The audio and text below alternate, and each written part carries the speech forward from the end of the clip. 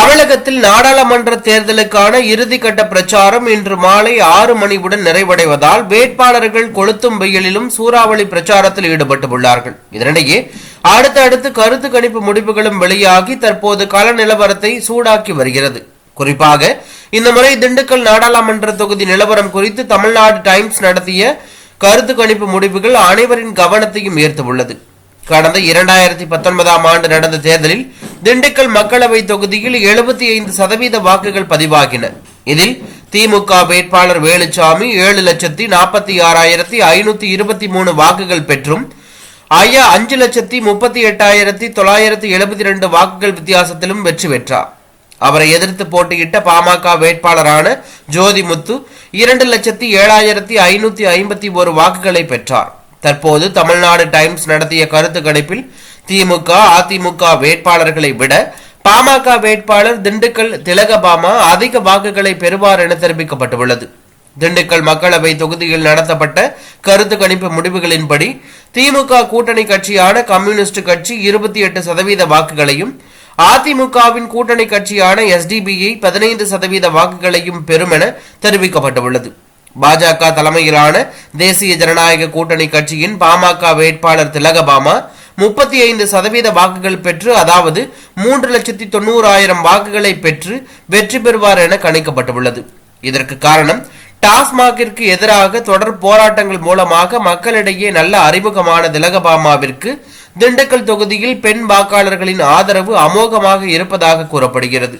மேலும் ஒருபுறம் திமுக அதிமுக இரண்டு தனது சொந்த வேட்பாளர்களுக்கு பதிலாக கூட்டணி கட்சியினரை களமிறக்கியுள்ளதும், பெண் வாக்காளர்கள் அதிகமுள்ள திண்டுக்கல் மக்களவை தொகுதியில் பாமக பெண் வேட்பாளரை போட்டியிட வைத்ததும் பாசிட்டிவ் பாயிண்டாக அமைந்துள்ளது எனவும், மேலும் விவசாயிகள், பெண்கள், இளைஞர்கள் ஆகியோரின் வாழ்க்கை தரம் உயரும் வகையில் திலகபாமா அறிவித்துள்ள வாக்குறுதிகளும் விவசாயம் மற்றும் தொழில் வளர்ச்சி தொடர்பான அறிவிப்புகளும் மக்களை கவர்ந்து உள்ளதாகவும் தகவல் வெளியாகியுள்ளது.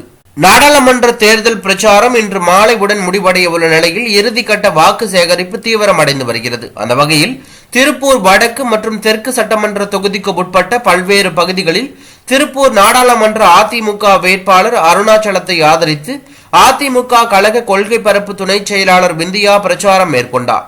அப்போது வாக்காளர் மத்தியில் பேசிய அவர், திருப்பூர் உழைப்பை நம்பி பிழைப்பை நடத்தும் ஊர், வடநாட்டு மக்களுக்கு வேலை தரும் ஊர், திமுகவால் வீணாக போன ஊர் என விமர்சனம் செய்திருந்தார்.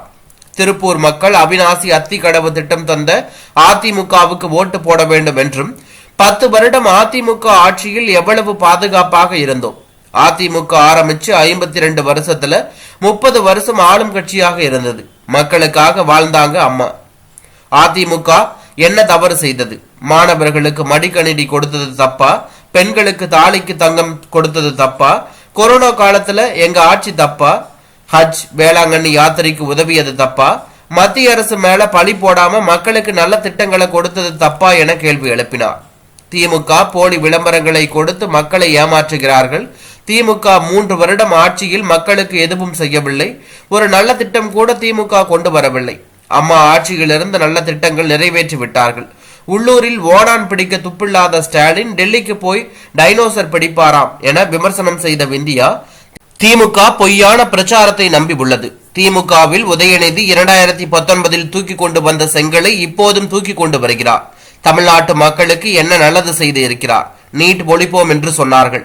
மக்களுக்கு விரோதமான விஷயங்களை தூக்க முடியாமல் செங்கலை தூக்கி கொண்டு வரார் உதயநிதி.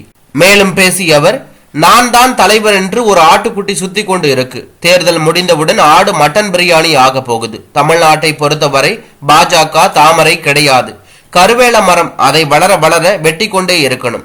அரசியலுக்காக இனத்தையும் மொழியையும் மாற்றும் அண்ணாமலை நல்ல மனிதனாக கூட இருக்க முடியாது. தமிழ்நாட்டு மக்களை மாற்றாந்தாய் மனப்பான்மையுடன் பார்க்கும் பாஜகவையும் திமுகவையும் நம்பாதீர்கள். விளம்பரங்களை பார்த்து ஏமாறாதீர்கள். திமுகவுக்கும் பாஜகவுக்கும் பெரிய வித்தியாசம் கிடையாது.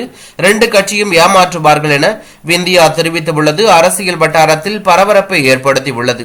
இது ஒரு புறம் இருக்க, இந்தியாவின் அடுத்த பிரதமர் யார் என்கின்ற மிகப்பெரிய ஜனநாயக தேர்தல் நாடு முழுவதும் நடைபெறவுள்ளது.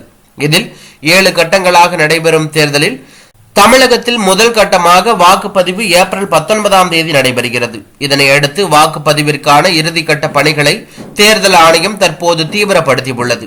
அதே நேரத்தில் வேட்பாளர்களும் தங்களது இறுதிக்கட்ட பிரச்சாரத்திற்காக களமிறங்கியுள்ளார்கள். திமுக தலைவரும் முதலமைச்சர் மு.க. ஸ்டாலின் சென்னையிலும், அதிமுக பொதுச் செயலாளர் எடப்பாடி பழனிசாமி சேலத்திலும் பிரச்சாரம் செய்து வருகிறார்கள். இதேபோல அன்புமணி தர்மபுரியிலும், பிரேமலதா விருதுநகரிலும், அண்ணாமலை கோவையிலும் தீவிர பிரச்சாரத்தில் இறங்கியுள்ளார்கள். இன்று மாலை 6 மணியோடு பிரச்சாரம் நிறைவடைய உள்ள நிலையில் தேர்தல் ஆணையமும் பல்வேறு கட்டுப்பாடுகளை விதித்துள்ளது. அந்த வகையில் தேர்தல் தொடர்பான யாதொரு பொதுக்கூட்டத்தையோ ஊர்வலத்தையோ யாரும் ஒருங்கிணைக்கவோ நடத்தவோ அல்லது அவற்றில் பங்கேற்கவோ கூடாது என தெரிவிக்கப்பட்டுள்ளது. திரைப்படம், தொலைக்காட்சி, FM ரேடியோ, வாட்ஸ்அப், முகநூல், ட்விட்டர் போன்ற அல்லது இது போன்ற சாதனம் வாயிலாக பிரச்சாரம் செய்யக்கூடாது என தெரிவிக்கப்பட்டுள்ளது. மேலும் விதிமுறைகளை மீறினால் 2 ஆண்டு சிறை மற்றும் அபராதம் விதிக்கப்படும் என தெரிவிக்கப்பட்டுள்ளது. தொகுதி வெளியிலிருந்து அழைத்து வரப்பட்ட அனைத்து அரசியல் கட்சி நிர்வாகிகளும், கட்சி பணியாளர்கள் முதலியோர் மற்றும் அந்த தொகுதியின் வாக்காளர்கள் அல்லாதோர் 17/4/2024 அன்று மாலை 6 மணிக்கு மேல் அந்த தொகுதியை விட்டு வெளியேற வேண்டும். கல்யாண மண்டபம், சமுதாய கூடம், தங்கும் விடுதிகள், விருந்தினர் இல்லம் ஆகிய இடங்களில் வெளியாட்கள் யாரேனும் தங்கியுள்ளாரா என்பதை கண்டறியப்படும் எனவும் தேர்தல் ஆணையம் தெரிவித்துள்ளது. அரசியல் வட்டாரத்தில் பெரும் பரபரப்பை ஏற்படுத்தியுள்ளது. இது ஒரு புறம் இருக்க, தமிழகம் மற்றும் புதுச்சேரி 40 தொகுதிகளுக்கும் ஒரே கட்டமாக வருகின்ற 19ஆம் தேதி மக்களவை தேர்தல் நடைபெறுகிறது. மக்களவை தேர்தலை ஒட்டி அரசியல் கட்சி தலைவர்கள் தீவிர வாக்கு சேகரிப்பில் ஈடுபட்டு வருகிறார்கள். மாநில தலைவர்கள் முதல் தேசிய தலைவர்கள் வரை தமிழ்நாட்டில் படையெடுத்து வந்து பரப்புரை மேற்கொண்டு வருகிறார்கள். திமுக கூட்டணியில் காங்கிரஸ், கம்யூனிஸ்ட் கட்சிகள், விடுதலை சிறுத்தைகள் கட்சி, மதிமுக உள்ளிட்ட கட்சிகள் ஒன்றிணைந்து களம் காண்கின்றன. அதிமுக கூட்டணியில் தேமுதிக, SDPI உள்ளிட்ட கட்சிகள் இணைந்திருக்கும் நிலையில் பாஜக கூட்டணியில் பாமக, தமிழ் மாநில காங்கிரஸ், அமமுக, OPS அணி உள்ளிட்ட கட்சிகள் போட்டியிடுகிறார்கள். 40 தொகுதிகளிலும் சீமானின் நாம் தமிழர் கட்சி தனித்து களம் காண்கிறது. இந்நிலையில் குமுதம் குழுமம் நடத்திய கருத்து கணிப்பில் திமுக கூட்டணியை தேர்தல் முடிவுகள் அதிக ஆதிக்கம் செலுத்தும் என்றும் தெரிவிக்கப்பட்டுள்ளது. திமுக கூட்டணி 27 இடங்களில் வெல்லும் என கூறப்பட்டுள்ளது. அதிமுக கூட்டணி 7 தொகுதிகளை கைப்பற்றும் என்றும் 6 தொகுதிகளில் இழுபறி நீடிக்கிறது என்றும் சர்வே முடிவுகள் தெரிவிக்கின்றன. குறிப்பாக திமுகவுக்கு வட சென்னை, மத்திய சென்னை, தென் சென்னை, ஸ்ரீபெரும்புத்தூர், அரக்கோணம், ஆரணி, திருவண்ணாமலை, வேலூர், தஞ்சாவூர், தருமபுரி, பெரம்பலூர், தென்காசி, கோவை, பொள்ளாச்சி, தூத்துக்குடி ஆகிய தொகுதிகளில் வெற்றி வாய்ப்பு இருக்கும் என்றும், காங்கிரஸ் கட்சியானது திருவள்ளூர், மயிலாடுதுறை, கிருஷ்ணகிரி, கடலூர், சிவகங்கை, புதுச்சேரி ஆகிய தொகுதிகளில் வெற்றி பெறும் என்றும் தெரிவிக்கப்பட்டுள்ளது. விடுதலை சிறுத்தைகள் கட்சியை பொறுத்தவரை கட்சியின் தலைவர் திருமாவளவன் சிதம்பரம் தொகுதியில் வெற்றி பெறுவார் என்றும், கம்யூனிஸ்ட் கட்சிகள் நாகப்பட்டினம், மதுரை, திண்டுக்கல், திருப்பூர் ஆகிய தொகுதிகளை கைப்பற்றும் என்றும் கூறப்படுகிறது. அதிமுக காஞ்சிபுரம், விழுப்புரம், கள்ளக்குறிச்சி, சேலம், திருச்சி, ஈரோடு ஆகிய தொகுதிகளை கைப்பற்றும் என்றும் சர்வே முடிவுகள் தெரிவிக்கப்பட்டிருக்கும் நிலையில் ராமநாதபுரம், தேனி, நீலகிரி, கரூர், விருதுநகர், கன்னியாகுமரி ஆகிய தொகுதிகள் இழுபறி நிலவும் என்றும் தெரிவிக்கப்பட்டுள்ளது.